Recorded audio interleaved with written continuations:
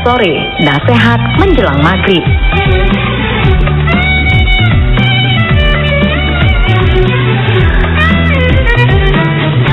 Baik pendengar, tausiah sore untuk hari ini ya telah hadir di studio Ustadz Damanhur dan yang juga ya dosen Universitas Melikus Saleh Aceh Utara. Kita sapa dulu. Assalamualaikum Ustadz. Waalaikumsalam warahmatullahi wabarakatuh. Apa kabar Bang Faiz? Ya. Duluan saya nanya. Alhamdulillah sehat Ustadz. Ya Ustadz gimana Ustadz? Alhamdulillah sehat. Masih diberi nikmat iman, nikmat kesehatan, bisa mengunjungi RRI. Ya amin. Alhamdulillah rabbil alamin, wassalatu wassalamu ala Rasulillah. Rabbi shrah li sadri wa yassir li amri wahlul 'uqdatam min lisani yafqahu qawli. Baru-baru ini kalau kita ingin melihat bahwasanya ada beberapa kejadian penting di Indonesia, Bang Faiz. Yang pertama sekali ini ada salah satu bank itu menutup 96 kantor cabang di tahun ini. Yang kedua, Garuda Indonesia dan Sriwijaya menawarkan pensiun kepada karyawannya. Bahkan Garuda memangkas armadanya hanya menjadi separuh. Ini merupakan salah satu pukulan besar bagi para katakanlah bagi para karyawannya. Dan yang ketiga ada Hero Group yang akan menutup seluruh giantnya supermarket di akhir Juli 2021. Kesemua ini merupakan the end of asset heavy company.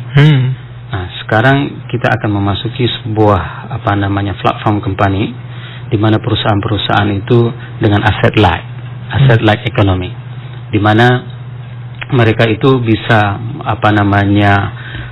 mengelola perusahaan itu tanpa harus banyak menghabiskan modal operasional. Dan ini sebenarnya yang dinamakan dengan di dalam ekonomi Islam itu dinamakan dengan hifdzul bi'ah, adanya keselamatan lingkungan yang memang terpelihara dari tujuan daripada aktivitas perekonomian. Nah, ini sebenarnya isu yang paling menarik. Bagaimana kalau seandainya kita mau bicara misalnya ada 96 kantor cabang, salah satu bank itu harus ditutup, ya kan? Setelah itu adanya pensiunan karyawan besar-besaran. Nah, kenapa? Karena memang kebanyakan dari para karyawan ini mereka ini dibayar dengan gaji yang besar.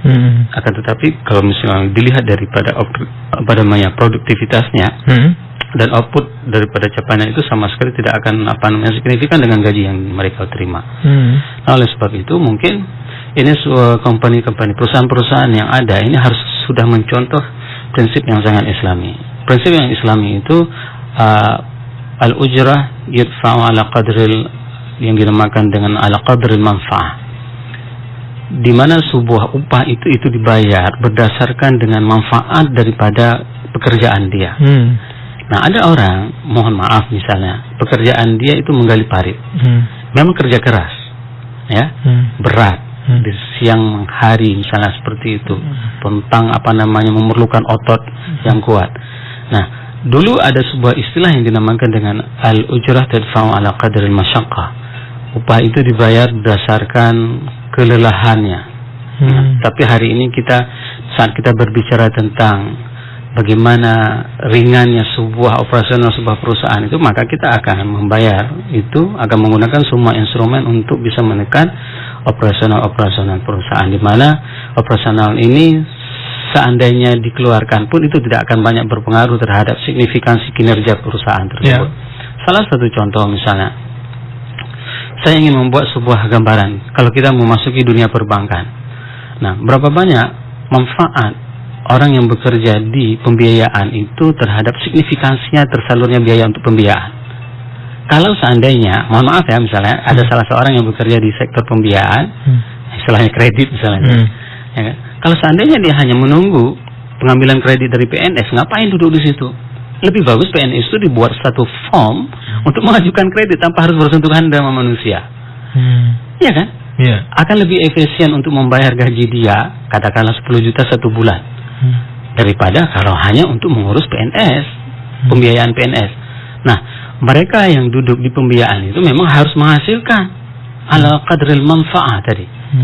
Misalnya, Bang Faiz bekerja di pembiayaan, maka Bang Faiz harus bisa membuat sebuah pembiayaan, dan pembiayaan itu harus mempunyai keuntungan, baru dibayar. Dan bayarnya mahal, Bang. Bayarnya mahal. Dalam Islam itu diakui, dibayar gaji mahal itu diakui. Sehingga apa? Orang itu tidak akan pernah ongkang-ongkang kaki duduk di perusahaan menerima gaji. Nah itu, orang semua harus bekerja. Sebagaimana pesan presiden kita, kerja. Itu dia. Ini salah satu lini, Bang. Contoh misalnya di pembiayaan di sektor perbankan. Nah hari ini berapa banyak di antara orang yang duduk di pembiayaan itu, mereka itu memang betul-betul bekerja. Misalnya dia akan melihat mana investasi yang memang itu akan mendapatkan keuntungan di Kota Luk Sumawe. Contoh misalnya, berapa banyak hari ini di kota kita di Kota Luk Sumawe ini tidak bisa mendapatkan susu kambing segar.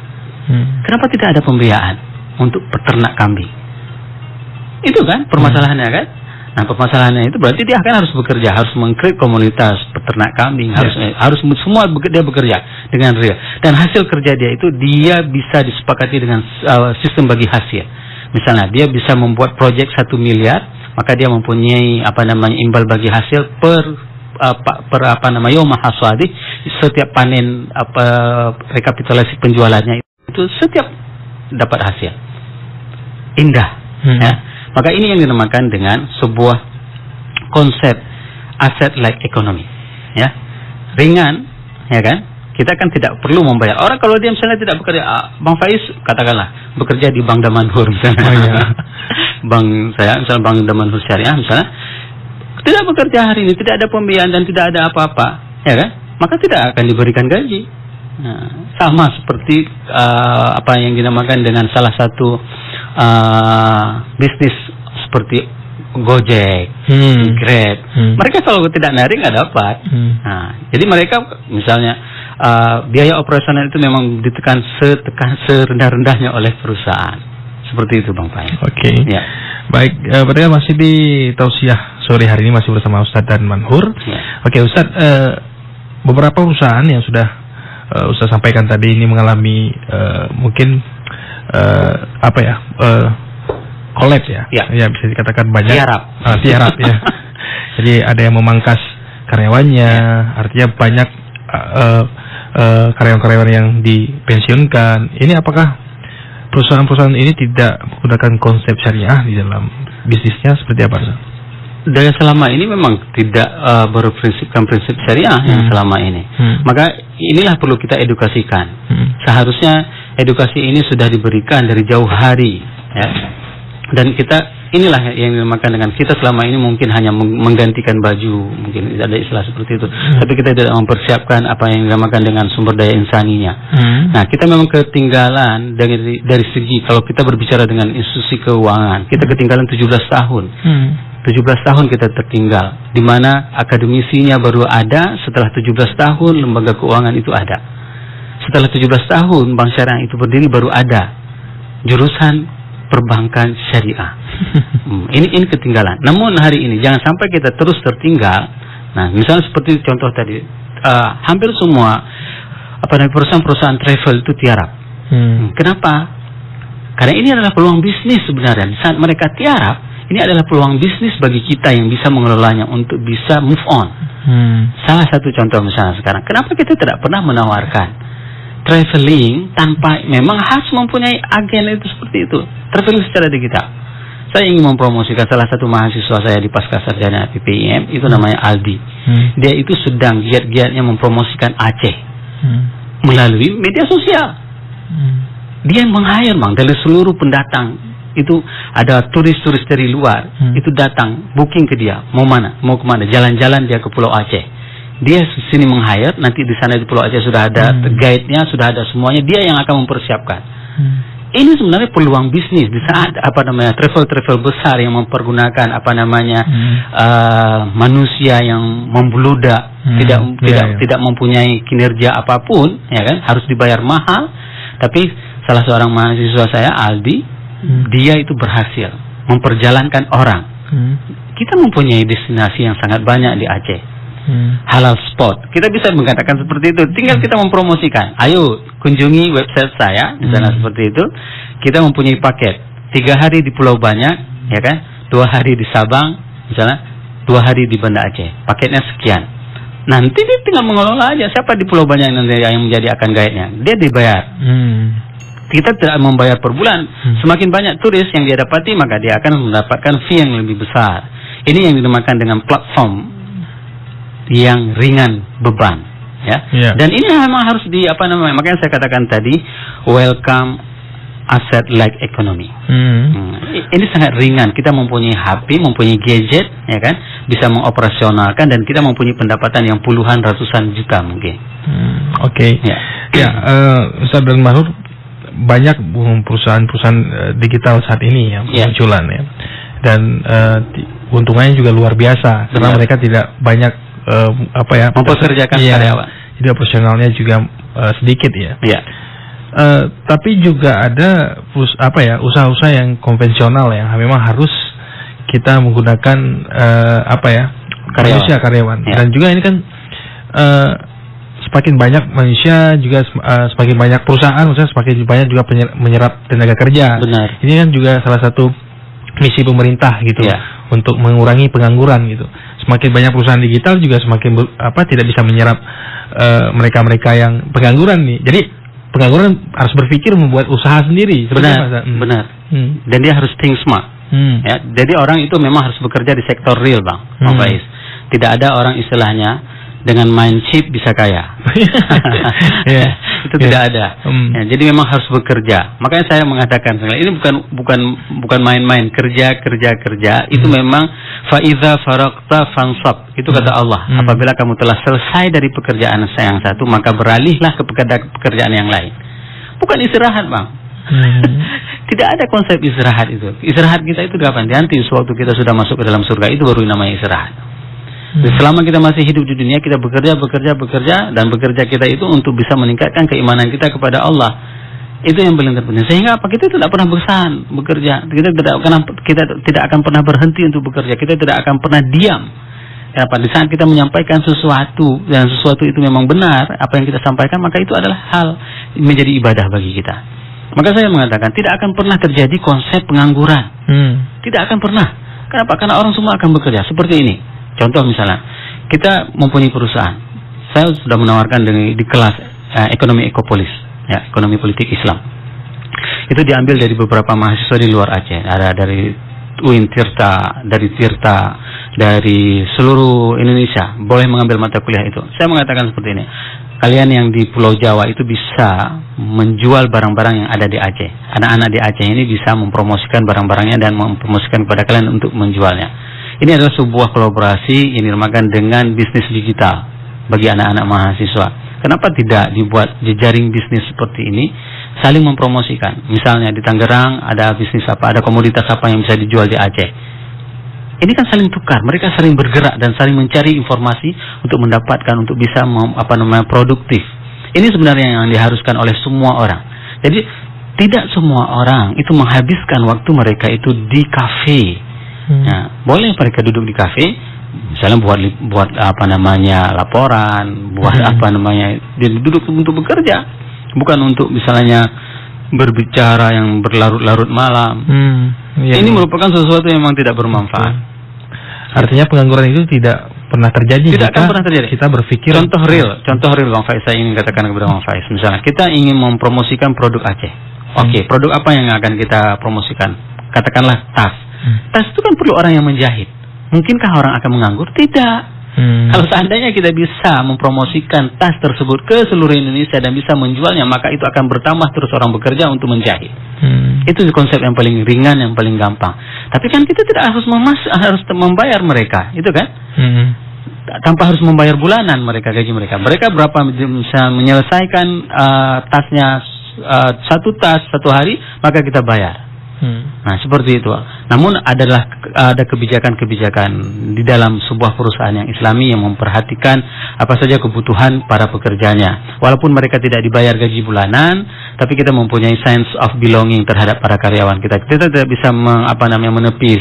Saat kita mempunyai keuntungan dari hasil kerja mereka, maka kita juga harus bisa memberikan lebih kepada mereka. Saya kira ini sangat penting, Bang Faiz. Oke. Ustaz, terakhir mungkin Ustaz, pertanyaan saya nanti bisa langsung ditutup Ustaz ya. Boleh. Aceh juga termasuk masyarakat Aceh juga termasuk ya salah satu masyarakat yang banyak pengangguran di dalamnya. Ya. Khususnya anak-anak remaja, anak-anak muda nih, rentan usia yang setelah habis kuliah dan sebagainya. Kalau Ustadz melihat bagaimana pola pikir anak-anak muda kita, khususnya untuk mengembangkan sebuah usaha gitu, Ustadz? Yang pertama sekali mereka memang harus dinampakkan dulu hasilnya. Duduk sama mereka, kasih nampak berapa kita punya uang. Oh iya. Ini caranya untuk memotivasi, memotivasi anak-anak muda ini. Kasih nampak dulu. Kalau misalnya kita punya rekening sekian, saldo sekian, nih. Sepertinya lebih cepat. Supaya dia memang tertarik untuk berusaha. Nah, setelah itu baru kita berikan skillnya. Nah, hari ini banyak di antara mereka tidak mempunyai skill. Nah, skill ini tidak ada sama sekali. Ya, keahliannya hanya main game. Dan mereka menganggap main game ini mempunyai pendapatan. Ini kesalahan besar. Ini kesalahan besar. Karena hanya mengharapkan, katakanlah misalnya mereka mengupload semuanya ke YouTube dan YouTube-nya akan jadi banyak di subscribe. Hanya menginginkan dari hal seperti itu. Dan ini memang sama sekali tidak produktif. Nah, kenapa? Suatu saat media ini tidak akan digunakan lagi. Ini yang perlu kita ketahui bersama. Media ini nanti akan menjadi trennya, tidak akan dipakai lagi. Karena inovasi terus ada ya. Terus berkembang.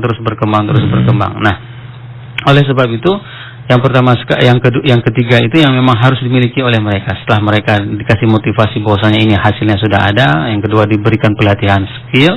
Yang ketiga, memang harus ada apa bentuk usahanya. Langsung.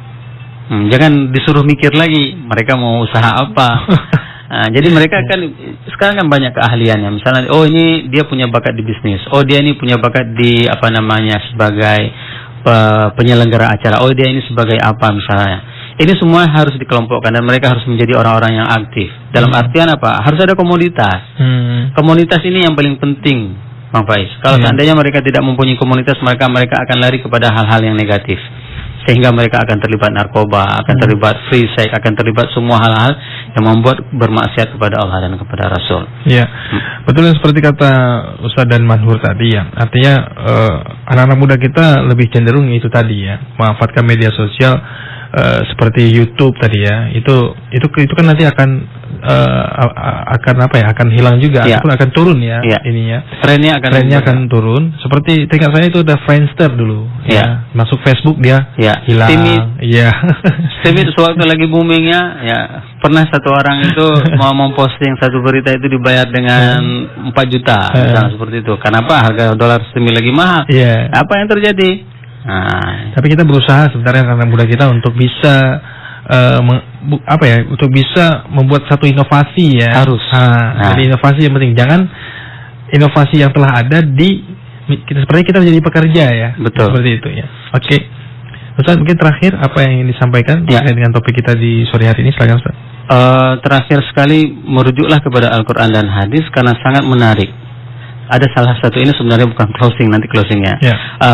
Di dalam Al-Quran itu dikatakan bahwasanya tenun itu merupakan salah satu pekerjaan. Dan kita hari ini terjebak menenun itu dengan kapas. Inilah kelemahan kita di dalam memahami Al-Quran. Seharusnya kita memahami tenun itu bukan hanya dari kapas. Karena apa? Kemampuan negara ini menghasilkan kapas sangat terbatas wilayahnya. Tapi tenun itu bisa dari bambu, merajut, ya. Benang itu bisa dari bambu dan itu jauh lebih bagus kualitasnya. Nah, disinilah perlu, untuk mengakhiri pertemuan ini, perlu kita mentadabbur Al-Quran untuk bisa kita terjemahkan dalam kehidupan kita sehari-hari. Kalau seandainya kita sukses menerjemahkan Al-Quran dalam konteks kehidupan kita sehari-hari, maka kita akan hidup sukses di dunia dan di akhirat. Subhanakallahumma wa bihamdika asyhadu an la ilaha illa anta astaghfiruka wa atubu ilaik. Wassalamualaikum warahmatullahi wabarakatuh. Waalaikumsalam warahmatullahi wabarakatuh.